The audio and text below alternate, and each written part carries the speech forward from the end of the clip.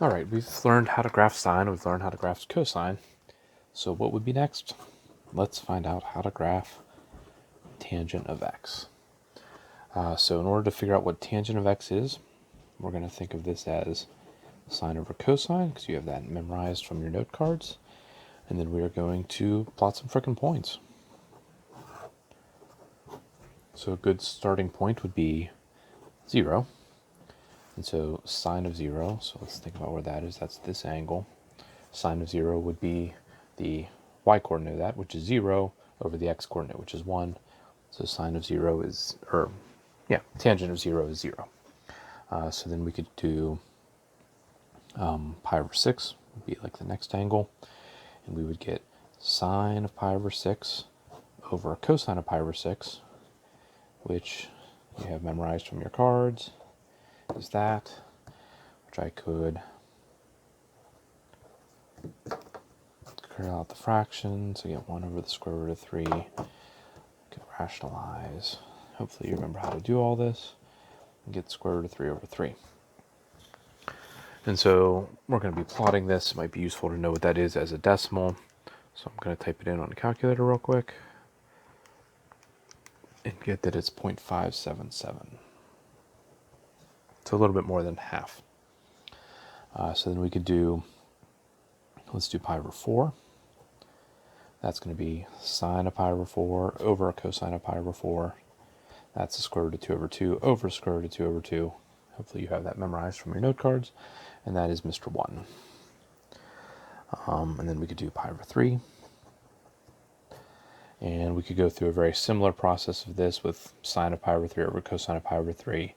And then eventually we would get the square root of 3, which is approximately 1.736, I believe. Nope, 732.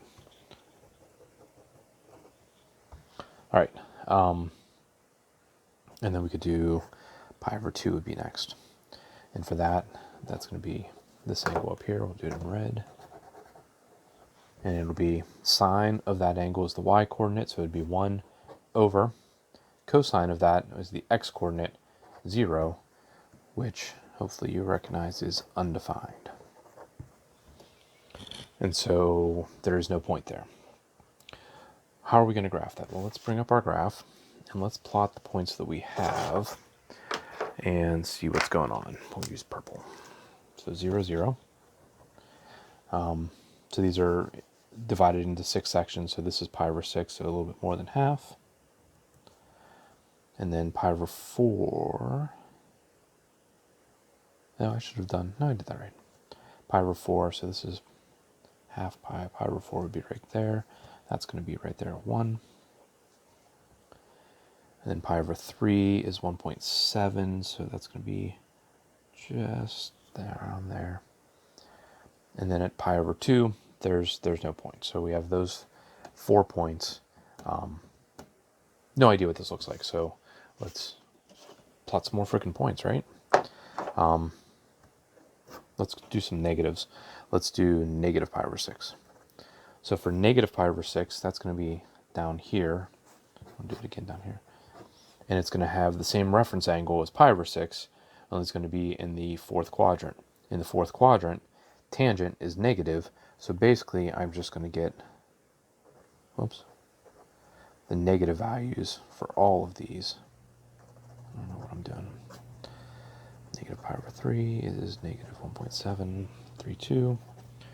And so if I go back to the graph, basically end up with, so a little bit more than half.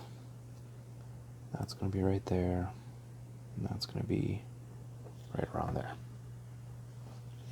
And negative pi over 2, which would be down here, is going to be negative 1 over 0, which is still undefined. So let's think about what happens as we get close to pi over 2. So let's get a new color. Let's too close. This should look different. As I'm approaching pi over 2, let's think about what's happening to my y-coordinate of the angle and the x-coordinate. Let me redraw it over here with better colors, like this. Okay, so my y-coordinate is getting close to 1, and my x-coordinate, as it goes in like this, is getting close to 0. So I'm taking numbers that are close to 1, like 0.9, dividing it by numbers that are close to 0. And then I get, and these aren't exactly what it's going to be, but hopefully you'll get the idea. And hopefully that's on the screen so you can see it now. And so 0.9 divided by 0.1 is 9, 0.99 divided by 0.01 is 99. And as this number on top gets close to 1 and this number on bottom gets close to 0, what happens is I get closer and closer to infinity. So as I'm picking these points on the graph, they're getting close to this pi over 2.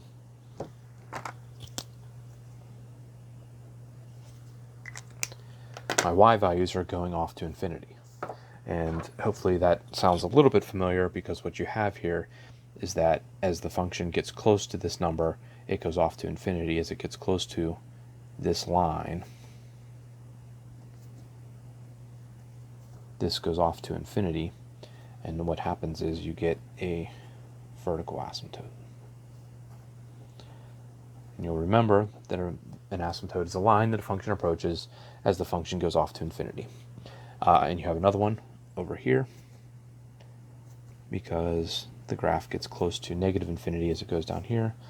And if I were to draw this, basically looks like that. So again, you get your vertical asymptote as it goes off to infinity here and there, and it's at y equals pi over 2 and at negative pi over 2. All right, so that's great for there. What happens after pi over 2? So let's figure out what this is. That's what 2 pi over 3.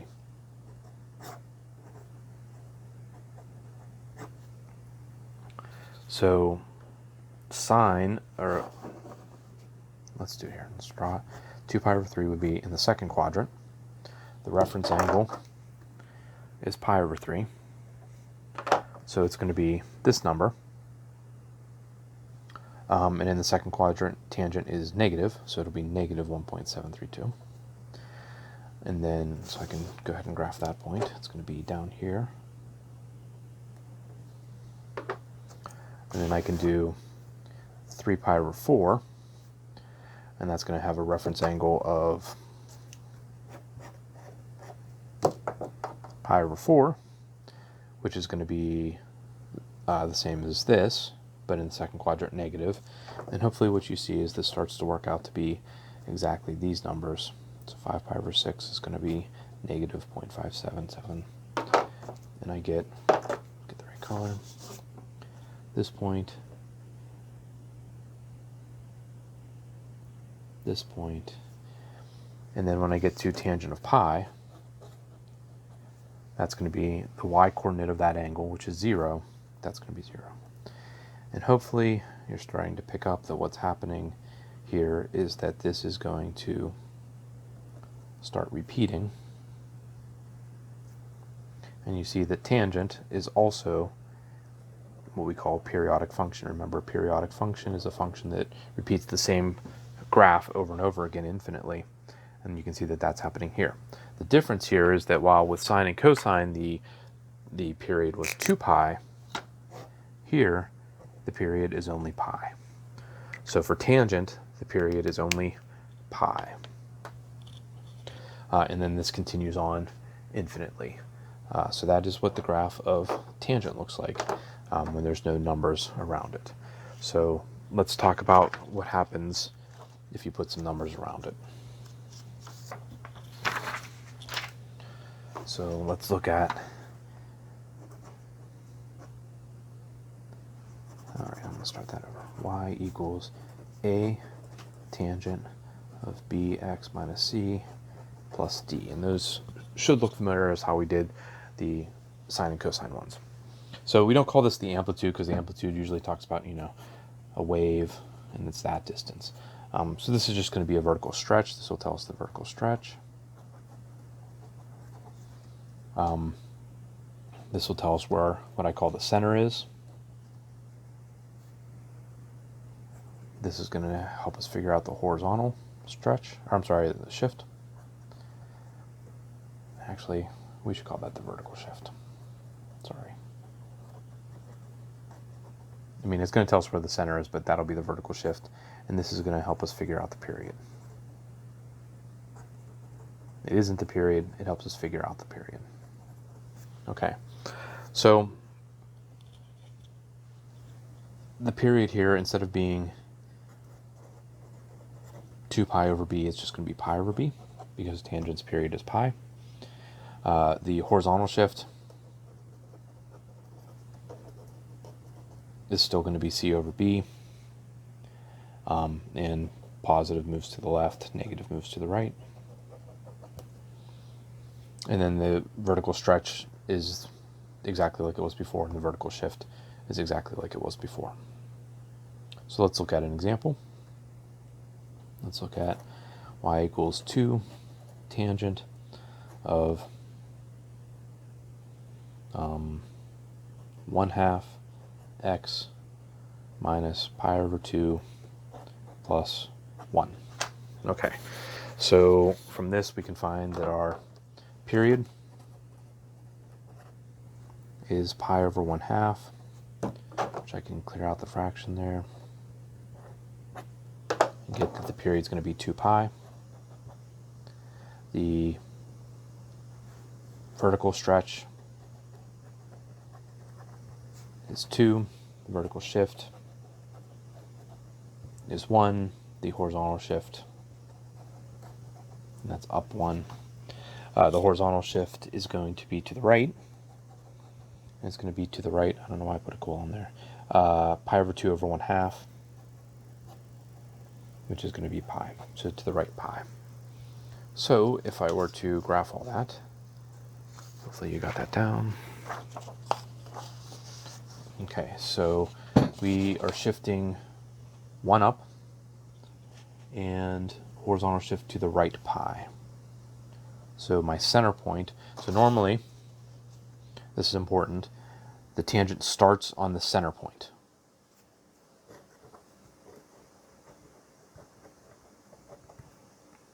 Okay, so it starts on the center point, and we know that that's over pi and up 1. So now what we're going to do is, because the period is how long it takes for it to repeat, we're going to move over the period, which is 2 pi. And it's going to put us right there. Here, the center point went from here. That's the period. This is like moving over the period right there. Okay, so I've done that. And so what you'll notice is halfway in the middle here, you'll see the asymptote. So halfway in the middle here is at 2 pi. I'm going to put my asymptote.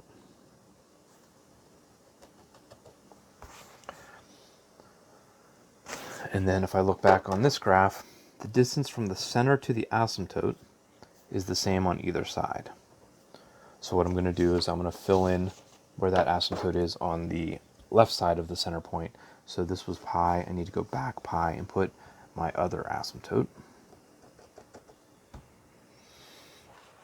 Okay, and so I know that this tangent graph is going to go like sort of like that. Okay, but I need to know a little bit more, and we need to use the vertical stretch. The vertical stretch was 2.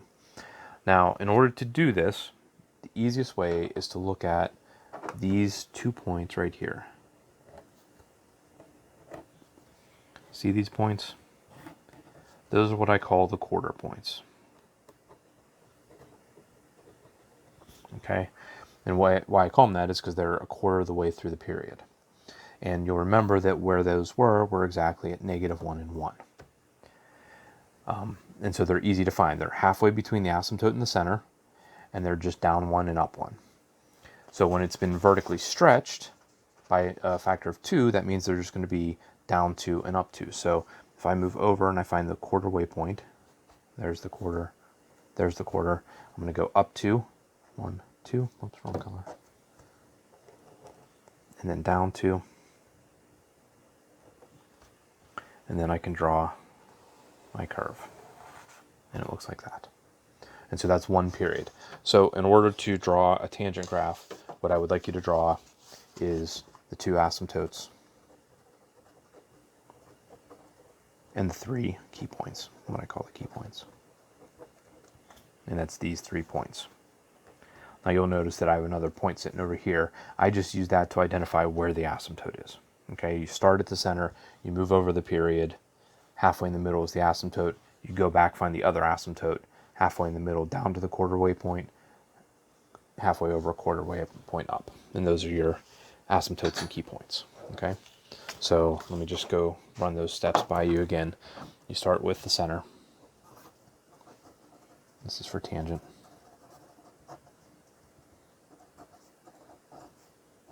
Start at the center.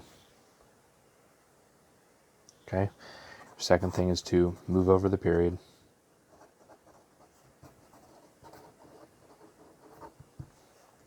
Put a point. And then halfway, you're going to put an asymptote.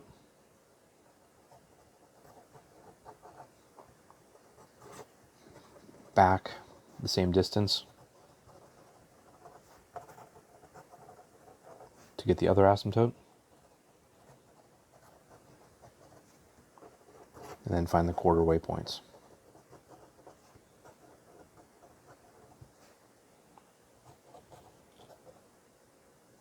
So you're either going to go up or down the vertical stretch. Keep in mind that if this had been a negative, then what I would have done was I would have put my starting point, move over the period, asymptote, asymptote, and then when I went for this quarter waypoint, I would have went up and down, and it would have looked like this. Okay? So those are your basic steps to finding the graph of a tangent.